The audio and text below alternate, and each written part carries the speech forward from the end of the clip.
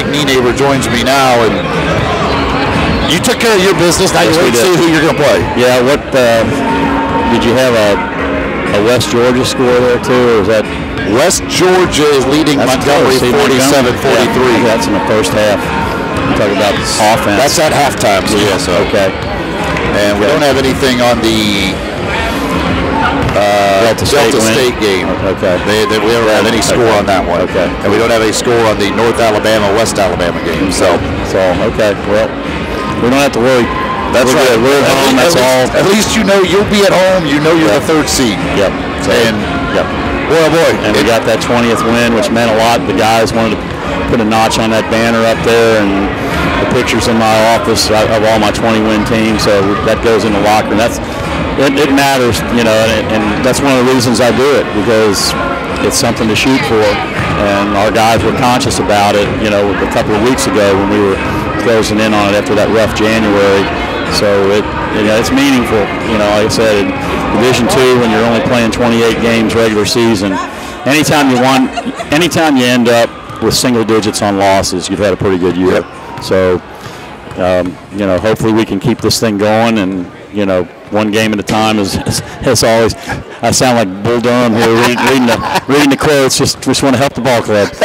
But anyway, I don't know what it is about second halves versus Union University, but it brings out the best in Adam D-ball. He had 23 in the second half there. He had 21 in the second half here. Yeah, and I mean, obviously they took him out of the first half. I mean, he had a couple tough fouls. You know, but again, the thing that the teams in the league have really changed over the last month or so, and it shows you how everybody's talking about how they're guarding at him, and they basically have made the decision that they don't want to give us the open threes, and they don't want to let, you know, they'd rather him bounce and try to power and just try to wear him down and maybe get a charge like they got there.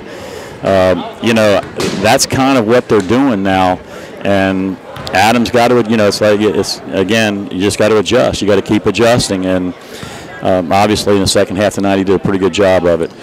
Well, a few games ago, you decided to put Jacob Lyons, the freshman, into the starting lineup. You did it for defensive reasons more than anything. Tonight, 16 points, 8 rebounds.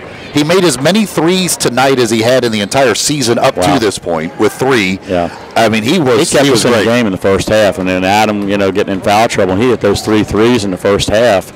I mean, really kept us in the ball game. So it was obviously major. I just found the student ID on the ground. I mean, but you can't expect that offense out of him. No, but the thing is, when we recruited him, and Jake, one of the reasons we recruited him out of the gate is he could shoot it, and like every guy we try to recruit are 3-point shooters. So it's something that I know Jake can do as he gets more comfortable. He's still offensively, and the stretch in the second half when I let Slim play a little bit more, I felt like we needed to get our offense a little more fluid, and it is more, you know, again, with Slim's experience, we're more fluid on offense. Jake is still, at times, gets out of position, and if we could ever get him to where when he starts understanding more, like we got him that post up, got him a backdoor layup, stuff like that, and really there's guys that can't guard him. I mean, the matchups they had, and I tell our guys all the time, because the best post player defensively is always going to be on Adam. Yeah. So our 4s and our 3s are going to have an opportunity a lot of times to get in there and do damage if they would just settle down. And we finally got a couple good up and under moves, one from Adam and one from Jake. And, you know, they were all big because, again, it's never easy. And you were able to get quite a few of those back doors going there, too. And Larkin was able to get some buckets on those. Yeah, and that's, you know, again, they did a pretty good job early. But I think as the game got deeper in, and they got, you know, as we built that lead to 6 or 7 points, we got some huge baskets, which are so, you know, the thing about it, to get those backdoor layups that we got in the last 5 or 6 minutes are so big, because it's obviously it's an easy basket for us, but what it does mentally to the defense, when you're trying to catch up and you're trying to maybe get out, be a little bit more aggressive and get out in lanes, and you get burned on a backdoor layup, I think it mentally breaks teams down.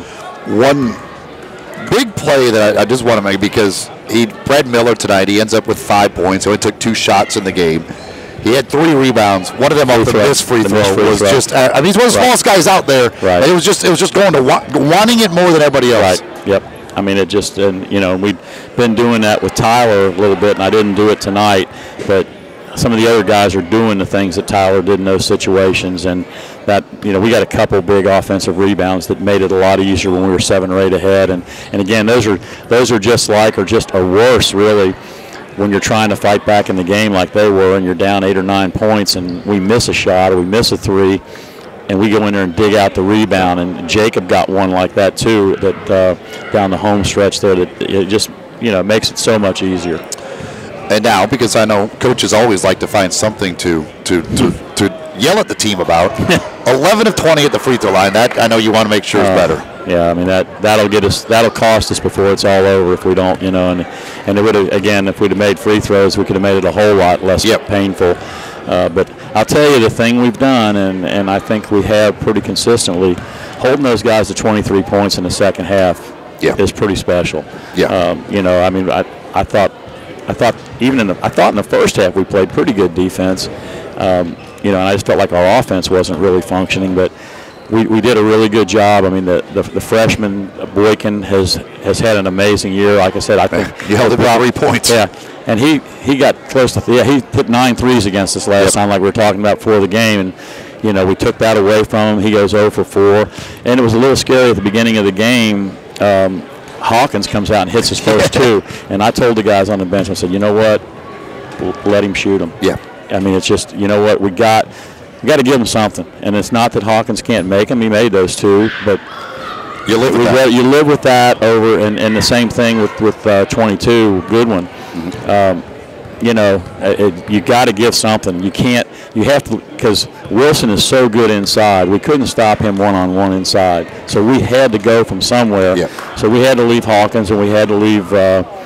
You know, 22, Goodwin. We had to leave those 2 guys, and that was a big part of what made it work for us in the second half.